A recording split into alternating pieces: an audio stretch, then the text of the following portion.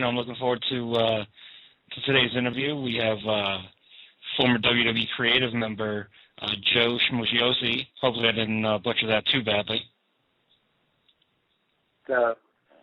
Yeah, I mean, it's going to be a great interview, and he's on the line with us now, so why don't we go ahead and get started. Joe, how are you doing?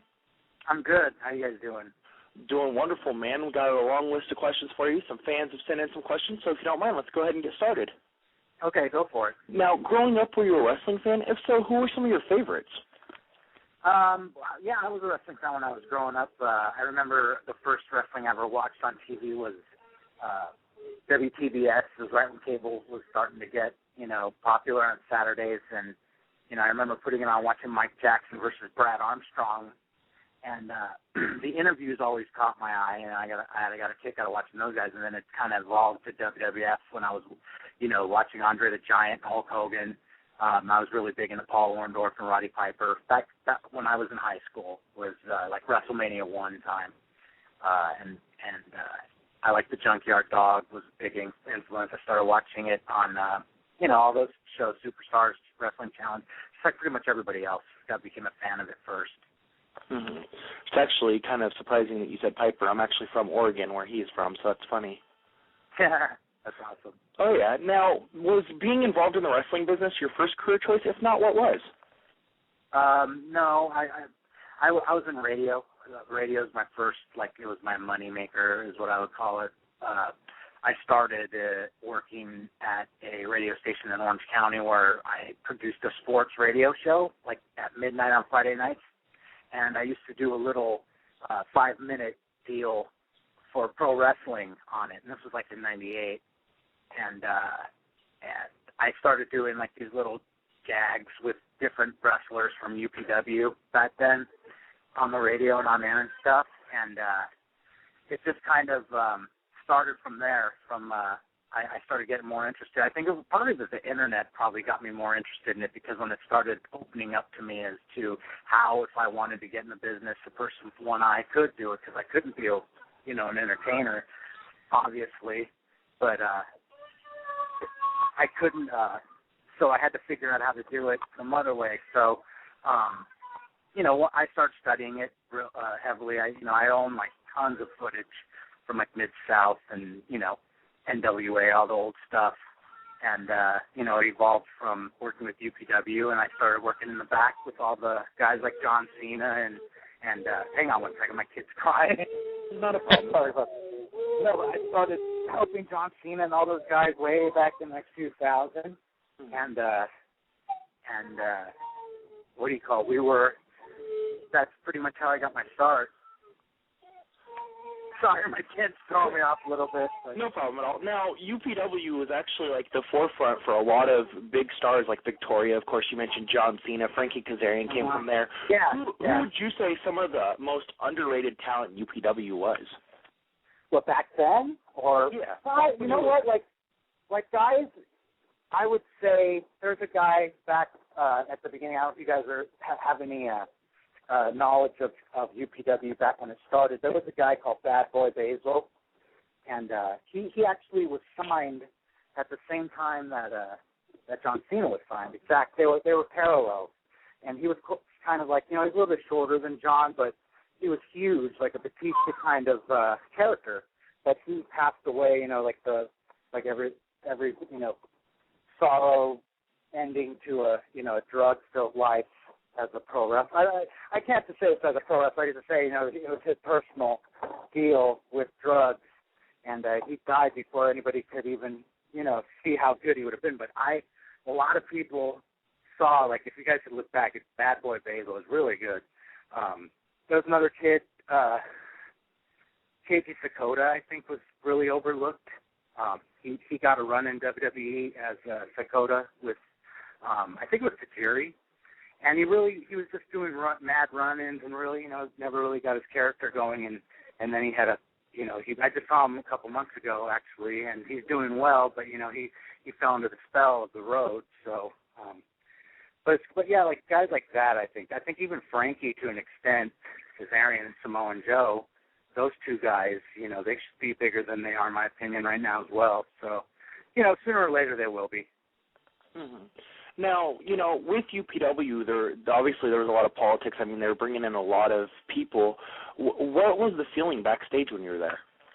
When I worked at UPW? Yeah. Well, it was the feeling backstage when we were there was kind of like, I used to do a lot of stuff when I worked there, and, it was an independent, wrestling federation first, so there was, the rule of thumb is you're pretty much working for free, so it's like a labor of love, and when you're working backstage for your labor of love and you're doing all the work, it kind of gets, tiring when there really isn't a, hey, can you get me a writer job? And it's like, no, and then the boss there is, taking all the money, he's ripping people off, taking all the glory, doing all that stuff. It gets frustrating. I actually, when I went right after that, I went and worked for New Japan Pro Wrestling LA Dojo, and I was doing all of I was doing talent scouting for, like, I brought them Spanky and to do a tryout with Bryan Danielson one time, like a long time ago, in front of Mr. Inoki, and they pretty much just blew him off in their match, and it was crazy.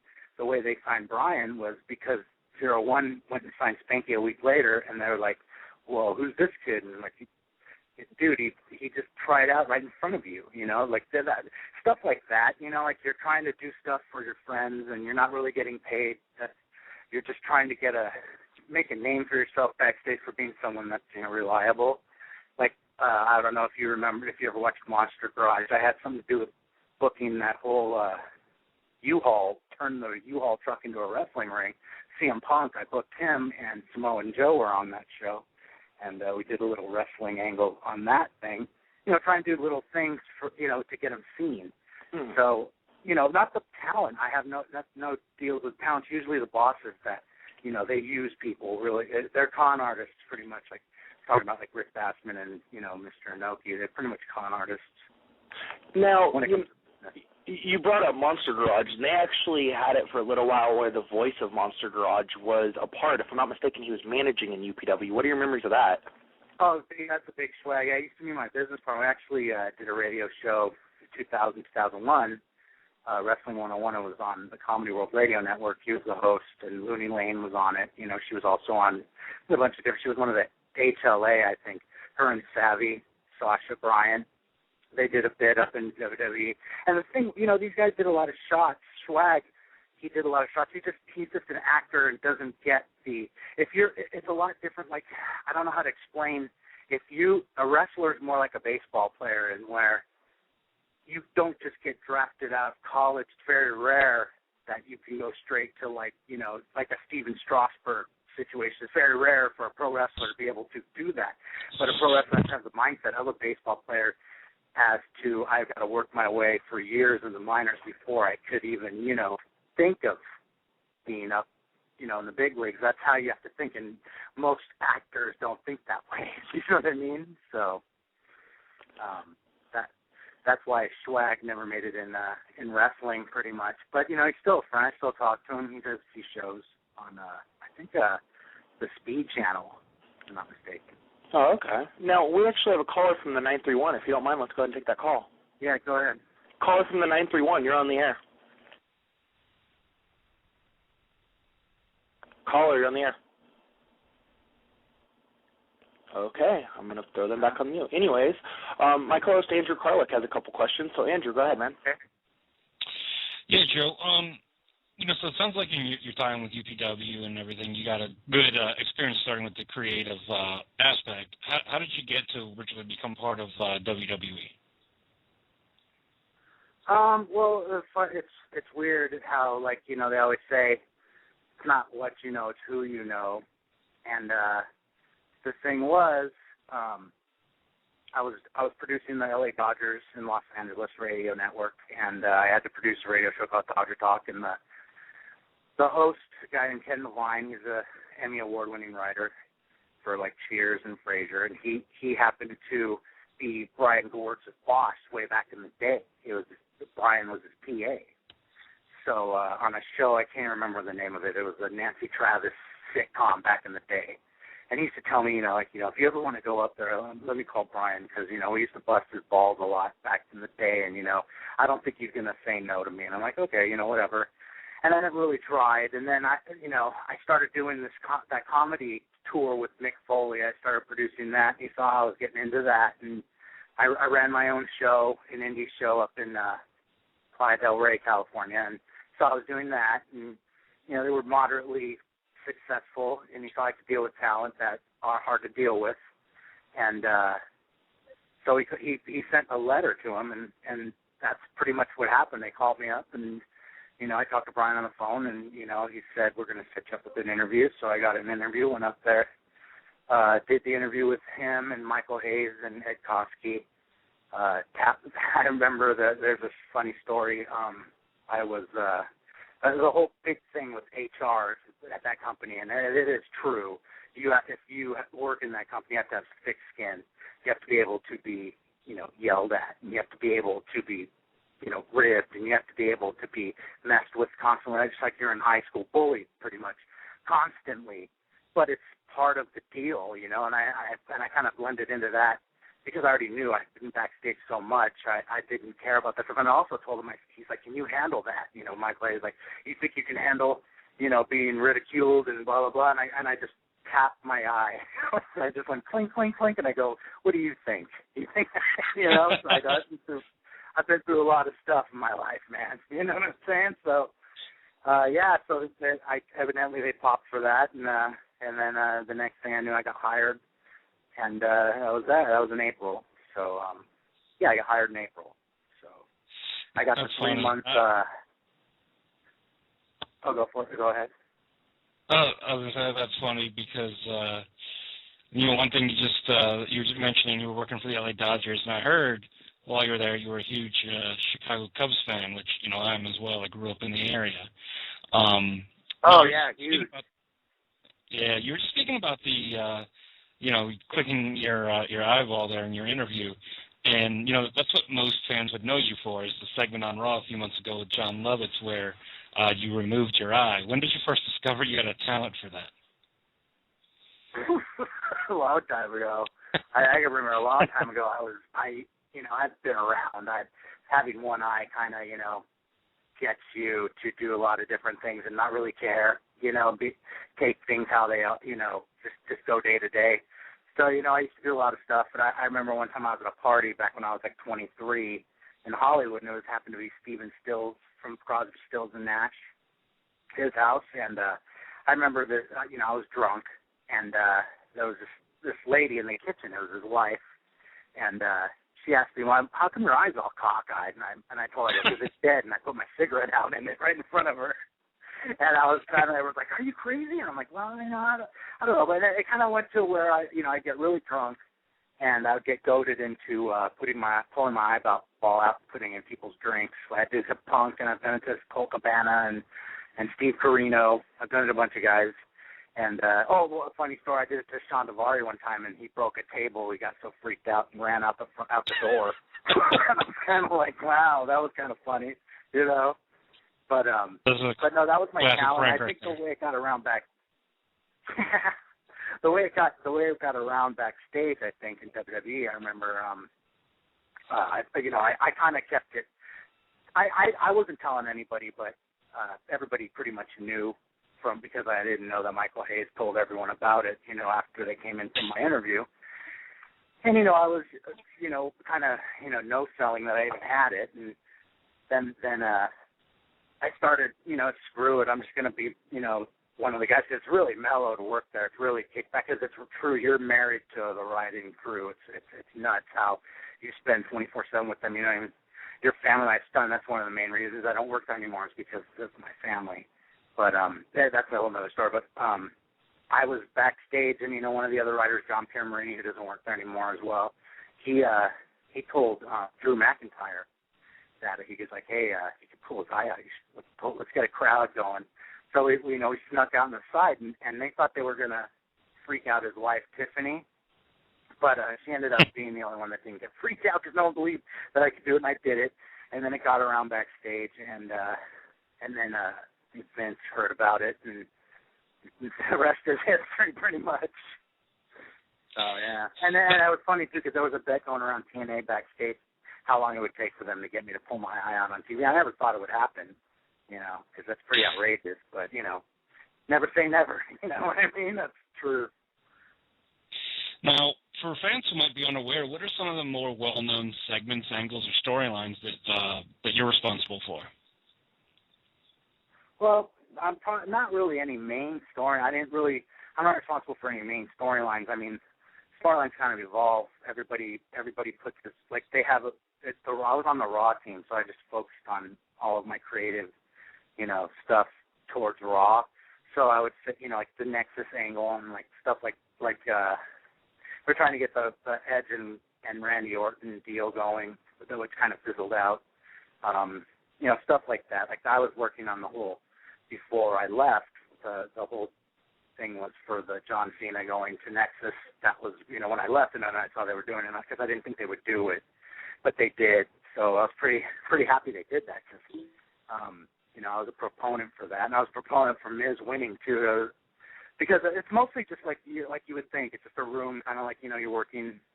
It's just like sitcoms where you just throw stuff at the wall constantly. You write your segments once a week.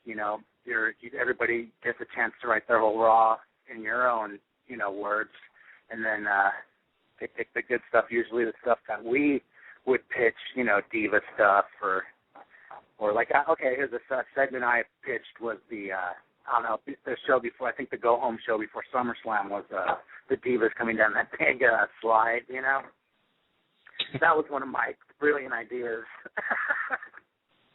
And it was supposed to be a slip and slide though, and they wouldn't do the slip and slide because they didn't want to get anything wet, and so they switched to this monstrosity of a blow up bouncy thing, which was crazy, but whatever. It was what it was. I also wrote the I don't know if you guys remember when what's her face, Eve and Maurice, when Maurice attacked Eve doing the photo shoot. That was one of my first ideas. So pretty much like the low-level stuff, they'll have me work. They had me do a lot of, I proofread a lot of the WWE publication stuff. Like they wanted creative to go over, like the books. Like I had to read the history of the world title and the history, and the book. I got to read Goldust's book, which was really good. And it was cool because I got to give my pointers, to him and to the people that were editing it. You know what I mean? And I think it's a really good book. It's Bret Hart good. I would seriously read that if you like reading wrestling-oriented stories. This is a really good one. It's not boring at all. It really isn't. I had no idea his life, and it's pretty crazy, rock star crazy. I'll just save the rest for the imagination. You know what I mean? But yeah, I really didn't get that much stuff. I did a lot of segments. Like we would direct backstage bits and stuff, maybe to a show, even SmackDown, we would do it, and stuff like that. Just a lot of writers do everything pretty much. That's the truth about that job. They do everything, and they get no credit for anything. They just get all the shit that rolls down. You know what I'm saying? So. Now, who's a listener sent in this question? Who are some of the WWE wrestlers who have the most and the least creative control over their characters? It depends on who wants to. I would say I wouldn't say control. Control is kind of a tough word, because I wouldn't say any of them have control over their character, but I would say most of the top guys have Vince's ear to helping influencing the direction of his character. Like I would say the Undertaker probably has a lot of control over what he wants to do, and if they'll pitch him stuff, and if he likes it, he'll tweak it. Like the whole Paul Bearer thing, that was all one of those deals where it was a communicative effort between creative and Vince and Undertaker and Kane. And Kane is very, very talented, man. I was shocked to see how smart the guy is, because he gets a lot. People underestimate how much verbiage is written for guys, and for them to be able to go out there and look like they're not reading it off of paper, especially when it's such a compelling story and drama-filled stuff. with the whole Kane and Undertaker thing. I thought Kane really, I thought he deserved it. I always kept telling him he deserved an Emmy for this stuff. It's crazy good. But typical guys like John Cena can, he's pretty, hey, you really don't have to get any promos that John does. Vince doesn't really need to look at him because, if John likes it, he likes it. Just let him do it, So, but not everybody is like that. You have to graduate. So, like, I think the Miz just graduated that class, But like most of the guys on the bottom, like, I mean, you could pretty much probably guess yourselves, that are just, which, and they should be, helping, like Cody Rhodes, who's constantly, building on his character, as much as he can, going to creative with different ideas, and you have to be like that to succeed in that company, because if you don't, you're going to get forgotten, and God forbid somebody like Kevin Dunn thinks you're boring, you're done. Once he says it, I saw it happen a bunch of times. Once I heard him saying, "Oh, this guy's boring," bye. You know what I mean? It's like that's the kiss of death. So it's like,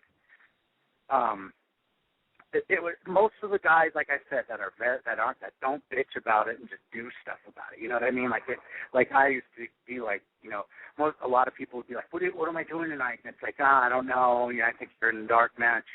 What? What's going on? I don't know. Like just, and I would just think to myself, why don't you just do it? You're getting paid. Who cares? That's kind of how I was.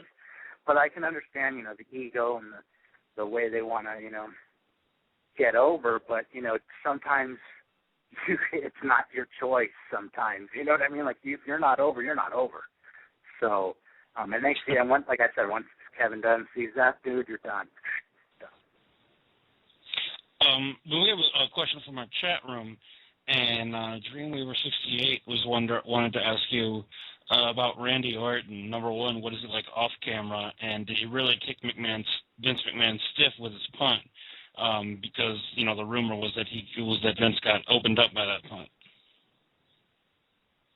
Oh, I don't know about the punch, but I could tell you he's really he's kind of like I don't know if anyone. Sheamus, or I think it was Sheamus, kind of. No, it was Wade Barrett. I read an interview Wade Barrett did recently where he said, Randy's kind of hard. He kind of keeps to himself, but he's a great guy. But he's an intense guy. He's a hard worker, and he's one of the guys that you don't want to be the person that forgot to turn his cell phone off while he's doing a promo or something, because he'll get mad. But as long, but other than that, you can't fault him for that. He's just trying to be, he's just trying to do the best work he can without being, bothered. But other than that, he's a great guy. I never had any problems with him. I used to pitch him a lot of stuff, and he's always listening to creative ideas. And you could throw anything at him, and he'll give you his opinion. It might not be what you want to hear, but it's his character, and that's the ultimate thing you're trying to get them over. It's not about you. That's another thing a lot of the writers had. They want to get their stuff in. That's how people don't succeed in that job, is they want to get their stuff in when it's really not about you. It's about the characters you're writing for. I cared about, I used to get screwed with a lot because I would constantly be pitching stuff for Tatsu and constantly be pitching stuff for William Regal and Goldust, and constantly pitching a lot more time on the big show, because in my opinion, I think they have time for it, to do something with these guys, and they just won't. I just don't know why. I was constantly pitching just stupid old school wrestling ideas for Yoshitatsu to be like like Kato to I don't know, to Goldust, Green Hornet, something for him, because I like Yoshi. I think he's very talented, and he's being underutilized. But that's a really interesting concept. That right there's a really interesting concept, is Kato to Goldust, Green Hornet. Now, we had another question from the chat room about Triple H and the perception that he has held down talent over the years. Do you have an opinion on that? Yeah, I have an opinion on it. I've never seen him do it. the only thing I've ever seen him do is help people. You know, all I've ever seen him do, because I wasn't there when he pretty much just worked 2 shows when I was actually working there, but he was there. I saw him a lot, and I got to bounce a lot of stuff off of him, and he's a really giving guy, you know. He's a guy that helps, and that's why I got my perception of Triple H is like, you know, just like a lot of people there when I met him, and it's like, you know, you're not at all what, you know, I've heard about you. I mean, you probably could be, or would, you know, you have the power to be, but, you know, Triple H is one of the guys that was one of, you know, I consider him one of the guys I could go up to anytime I wanted to and ask him, you know, what can I do here? What can I do here? You know, he was really cool, and you know, he helps. I mean, the guy wouldn't have taken that kind of a beating from Sheamus if he didn't. I mean, he's lost to everybody. If you look at his record, you honestly think, like, who does he really held down? You know what I mean? Like, he's laid down for everybody, in my opinion. He's gotten everybody over.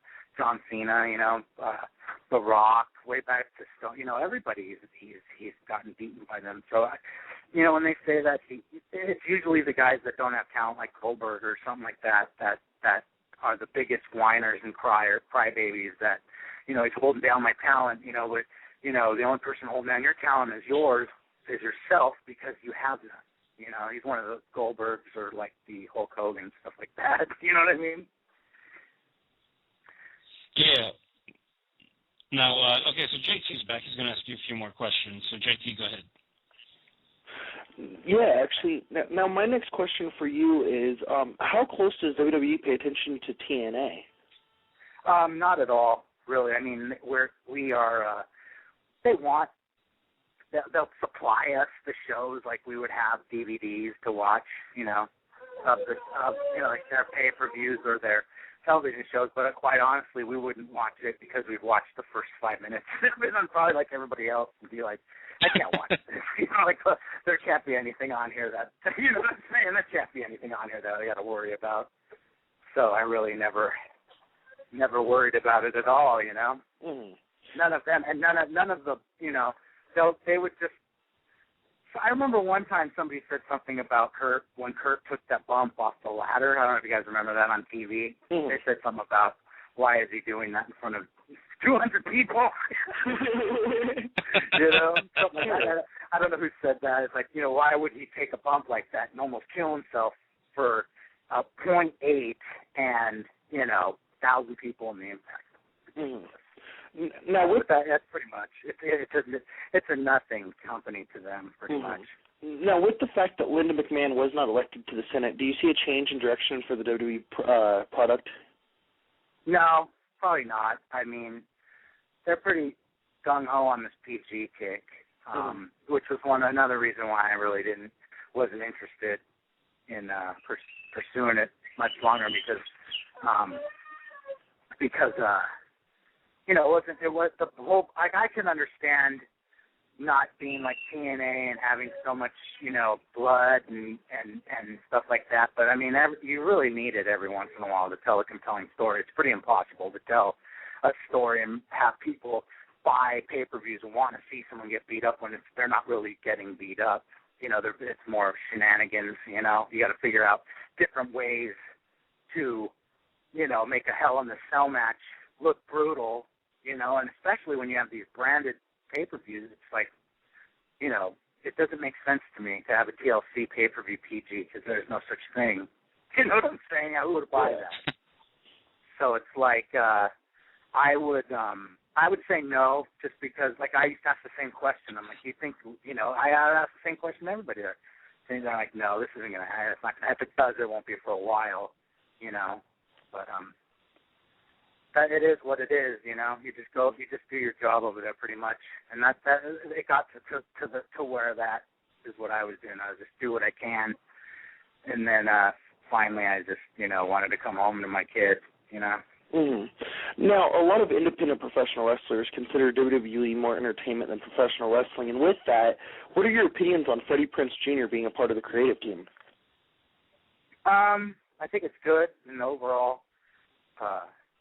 thing because he helped direct them, and he could more than I could even have a Freddie Prinze Jr. who's actually directed a movie, directing people that aren't as good, as some other talents, and getting the performance that Vince wants exactly, and it's kind of hard to do that sometimes and get it exactly the way he wants it. And but someone like Freddie, like I can tell you right now, the only reason I know he wants the job is because he only works twice a week or 3 times a week, and he's pretty much, he's just helping the talent, which is the most rewarding part of the whole job, is helping these guys, evolve, and especially helping the ones that, have problems, and they have problems, and you got to be open to them and tell them. And sometimes you could step on your feet, like I did one time. I was always told, if you have a note for someone, give it to them. And I gave Christian a note one time, and he gave it right back to me, pretty brutally. But because I did it in front of people, because he was cutting a promo, and I said, you have your hands in your pockets the whole time. Why would you do that? Why you look nervous? And he got mad at me. So it's just that kind of stuff you got to deal with. You know what I mean? If you don't know, and then that's a deal that I got to deal with now. Mm-hmm. Backstage. That's a good question, though, honestly, because when you're cutting promos, you shouldn't have your hands in your pockets. I can understand that. That's the basic acting thing, and I'm sure Freddie would say the same thing. Yeah. Now, one of our listeners in the chat room wants to know, what are some of your opinions on the Nature Boy, Ric Flair? I love the guy back in the day. I mean, I kind of think it was chump for him to go on the Hulk Hogan tour, but, I can understand it in the long run. He was getting paid, and he needed money. But joining TNA, to me, was, this is my opinion, of course. I've met him a bunch of times, and I think he's really cool, but I just don't think he does his stuff. Like, I don't think he's out there for the business. I think he's out there for the money, and I think that's what it's gone to, because if you see, it looks like he's phoning it in every time. I don't know if that's just me, or I can only handle him calling someone an asshole and telling him he's got so much. Like, I try and watch a Ric Flair promo. It's not the same to me anymore. It's just some old guy out there yelling at someone, and I don't believe that the guy getting yelled at would take, 3 sentences from this old man, and I think he would get the hell beat out of him. I don't believe it. So I just wish he would have stopped before. Don't taint the Shawn Michaels match. The way you were sent out was really respectful, and you still wear your watch and your rings, and did all this stuff, but I just wish he would kind of, if he was, I could understand him maybe if they would hire him as an agent or something, but just take airtime away from, AJ Styles and Frankie and,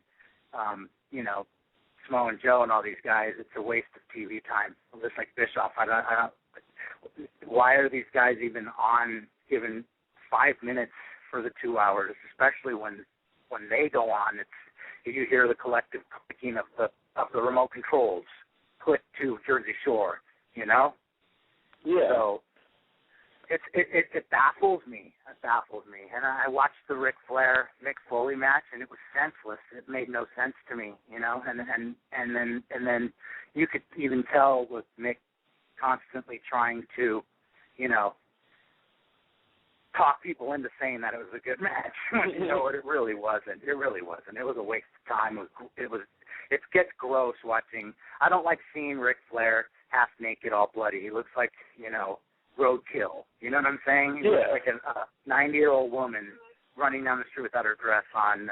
You know what I'm saying? I ran into a wall. Mm-hmm. No, I would agree with you. I enjoyed TNA back when it was more of like an indie ran show, and they used the future guys like Frankie Kazarian, Samoa Joe, and they didn't have to bring in all these guys that, were past their prime and all that. But past their prime or not ever. Like, not even in prime ever. Well, like Jeff Hardy, for instance. I mean, you could use him as a example. Jeff Hardy, got over in WWE. That's a writer. That's a genius writer right there that got that over. The whole Jeff Hardy CM Punk angle with the straight edge versus the, let's just, show that he's a big druggie. You know what I mean? Let's just do it. He is. But it's like the proof is in the if Jeff Hardy was a huge superstar, then he wouldn't be drawing 500 people to the house show. Very true. When he's at the top. He shouldn't be they should be getting paid. In my opinion, they should be old school. TNA should go back to they should pay wrestlers, by the rating. Hulk Hogan should get paid by the rating. He shouldn't get paid for what he was, because what was he? He was Vince McMahon puppet, pretty much, in my opinion. He was he created him, and then when he was done with him, he went did some other good stuff. He rode his wave as far as he could, but then, all of a sudden it's starting to get sad watching him begging for attention. Please, nobody wants to pay attention to it. Celebrity Championship Wrestling, failure. What else is on his resume that he's got this new, even the Bischoff midget deal, which kind of looked like, they got a free place to film that, and they can't even sell it. You know what I mean? So it's like all they do, everything they touch is just like Bret Hart said. They don't have between the two of them, they don't have a wrestling idea in their head, a good one. Now, rumor has it you were behind the push of Kofi Kingston. Is there any truth to that rumor? And if so, what is it that you saw in him that made you such a believer? Well, no, I didn't. I didn't work on SmackDown. He was on SmackDown, so I didn't have anything to do with Kofi. But I do think that he's one of the guys like Jack Swagger and Kofi Kingston and Dolph Ziggler. Those guys right there are amazing. Like, they just need to work on their acting a little bit, not too much. I mean, they're not horrible, but I'm sure that if Kofi or Jack Swagger Swagger was getting there, but like I said, one person says you're boring and you're hurting. So, but Kofi, like I said, he just needs to do a little bit more practice on his promos, and I think he'll be really, really, up at the top of the card.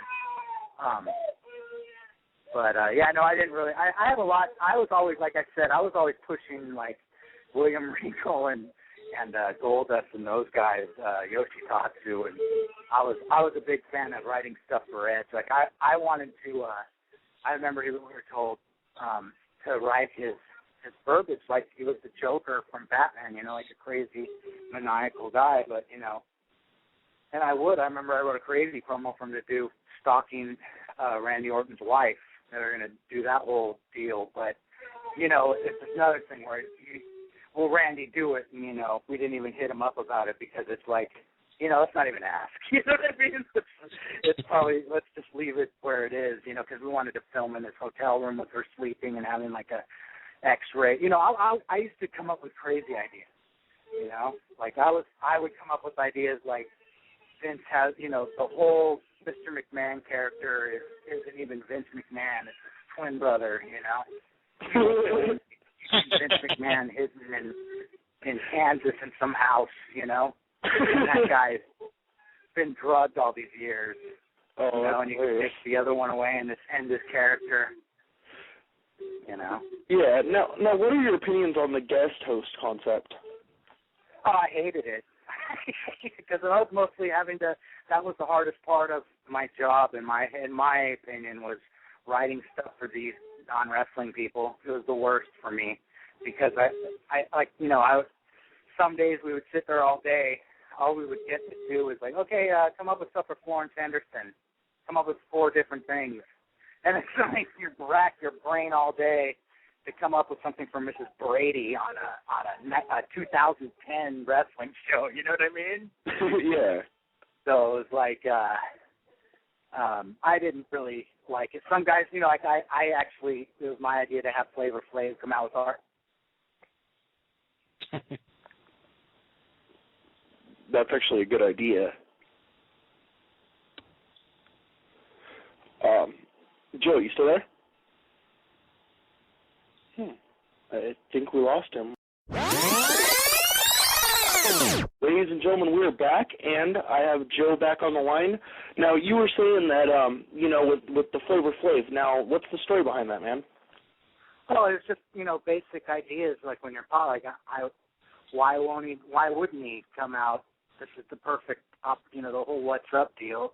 Get everybody going with him just coming out saying, yeah, boy. It's like a basic idea, so it pretty much did that. I don't remember what else we did, a few backstage things, but all in all, I mean, some of them were good, some of them were bad, like the Royal Pains guy, real bad, real bad.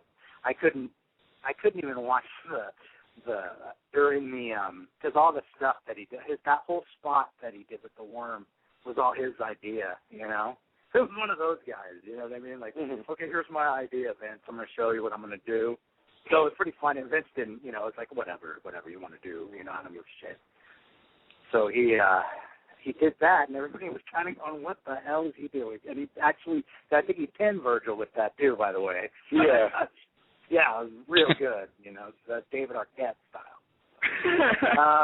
Yeah, so I wasn't a big fan of it, no, and not just like a lot of people weren't a big fan of it.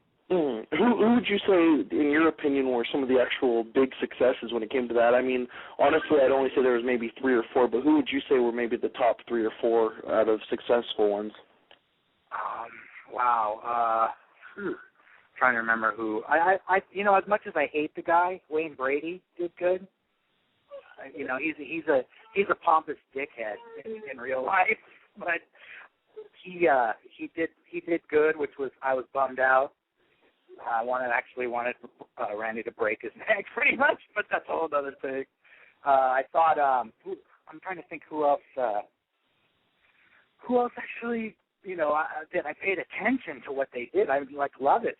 I don't know. Lovitz, I say, was probably that's the only reason people talk to me now is because of that. So I'll go John Lovitz, most successful guest host. Oh, yeah. I mean, that was a good episode. I'm not even going to lie. It's just funny that you said that that's the only reason people talk to you nowadays.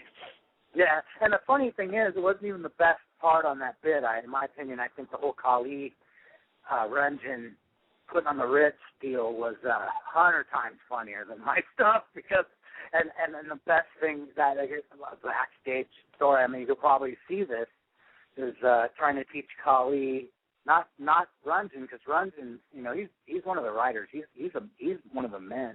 He's one of the guys that keeps that place rolling. He's Dave Kapoor is one of the best guys I've ever met in my life.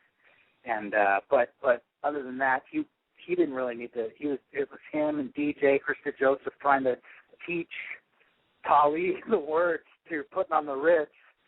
Just doing those. Khali is a great guy, but you can. It's like vaudeville. It's like Keystone Cops trying to get him to say stuff. Like here's a funny story about Khali. From that I'll blend into a different thing. I don't know if you guys remember back when he got jumped. Can I cuss on here? I have been. Is it okay? Because I'm going to drop an F-bomb. Is that cool? You can cuss as much as you want. Okay. So there was this when he got jumped by Nexus and taken out of the Survivors or the SummerSlam match, Khali backstage, and he there was one promo that he did where he was getting interviewed and he said something in Punjabi, and then all he had to say was Wade Barrett, you and me tonight. That's all he had to say. And it took us probably about an hour or 2 hours to get him how to say Wade Barrett. He would always say berries. And we're like, Wade Barrett, like carrot. And, finally Vince was coming out of Barrett. It was hilarious. But, because he's like that, he's hard to convey your message to him. But, it's fun the whole time. But like I said, teaching him how to do putting on the Ritz was the best. And I thought that the way he pulled it off was even funnier. Now, how can people get a hold of you online? Probably my Facebook is the easiest. Joseph A. Schmo, Joseph A. Schmociosi. Yeah, that's pretty much all I do. You could go to. Also, I'm writing the NWA show. I'm one of the writers on that show. It's at www.nwahollywood.com. It's an old school TV show that we're producing out here in LA, and it's pretty good. It's a lot more fulfilling to help young guys than it is, to be away from my family. I got lucky, and I'm able to, work on wrestling in my hometown instead of being, far from them, which was hard. Because I didn't move them out. I moved by myself, and my family stayed behind, so it was pretty tough. Understandable. Now, do you have any final words for the listeners? I would just say, lay off the writers a little bit. I read everybody says how, writers don't know what they're talking about, and, it's complete opposite. Once unless you walk in their shoes, unless you have, like, just know that when you hear a wrestler come out and say, writers didn't have anything for me, that's just the office saying, we don't like you. Take it like a man. Don't like say, cause there's plenty of stuff for everybody. It's all there. It's all because they have people like me. I would, I saw grids, 5 different story grids for, JTG or Sheldon Benjamin or, guys like Mike Knox, that if they got a problem doing it, and I'm not saying JTG, I meant Shad Gaspard, but if they can't, if they don't agree with a lot of the stuff, there's plenty of stuff to do, and it's usually the office that are saying, the writers, you got to know, the writers are the guys that direct everything, they write everything, they do all the work, constantly on the road, going from the road straight to the office, writing next week's Raw and SmackDown and NXT, and then if it sucks, you just get destroyed. I don't know how bad you guys have ever been yelled at by your boss, but it's pretty intense. Or if it's really good, you have no credit for any of that. You know what I mean? Like I would say, like, hey, how'd I do that? How was my segment I just produced right there? Would you get yelled at? No. Then it was great. Okay. If you get yelled at, then it was good. So that's pretty much how we went about it. So it's like it's a lot harder. It's easier to criticize the creative team, but and I also read another thing. I don't know who the rats are. I mean, I don't understand, but I read a thing where it said that WWE was getting rid of all their wrestling creative people and hiring all Hollywood guys, and that to an extent that's correct. I mean, they are hiring Hollywood guys, which I guarantee won't last because most Hollywood guys couldn't handle the scrutiny, couldn't handle that stuff. And I saw a few bail while I was there. It's funny. Let's get up and leave. But they're, for the most part, they're still like, Dave Kapoor's a wrestling guy. There's, Michael Hayes, he's not the only guy. There's a few others that are pro wrestling dudes, you know what I mean, that are Ed Koski, if I'm not mistaken, hasn't, he never wrote for Friends, you know what I mean? So he's a wrestling guy, and he's competent, in my opinion. I think a lot of these guys are competent that are on the, on the team right now. It depends on who they hire now, because it like I said, it's in their hands, and if it's good, it's all it's all the WWE as a whole. If it's bad, the writers suck. So that's a bad rap that I always was like, wow, this is kind of, everybody shits on the writers so much, and it sucks pretty much because usually writers get credit for if I would have wrote, like, say if I would have wrote the whole Nexus angle, hopefully I would get credit for, wrote the Nexus angle, but there's nowhere that says who wrote that angle, you know what I mean?